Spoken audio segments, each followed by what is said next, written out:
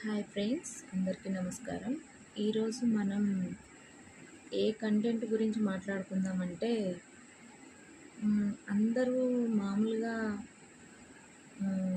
ఎదురయ్యే సమస్యలు ఎక్కడి నుంచి వస్తాయంటే మాటలు కానీ ఇలాంటివి ఉంటాయి కదా, అవి బంధువుల నుంచి వస్తాయి. అందుకే మనం బంధువుల గురించి అంటే బంధువుల రూపంలో ఉన్న రాబంధుల గురించి ఈరోజు మనం మాట్లాడుకుందాం.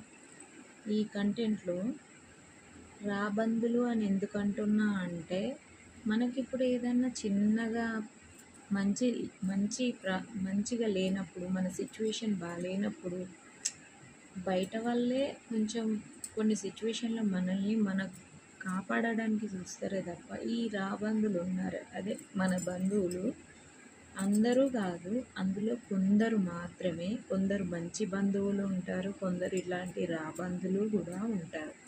నేను మాట్లాడేది ఎందుకంటే, మనకు కొన్ని సమయంలో అన్ని సిచ్యువేషన్లో అందరికీ బాగోదు. కొందరికి మంచి సిచ్యువేషన్ లేని టైంలో మన ఈ బంధువులు ఏం చేస్తారంటే, ఈ పీక పీక తినే రాబందులు ఉంటాయి కదా, వాళ్ళ సూటిపోటి మాటలతో మాట్లాడి మన మనసుల్ని గాయపరుస్తూ ఉంటారు.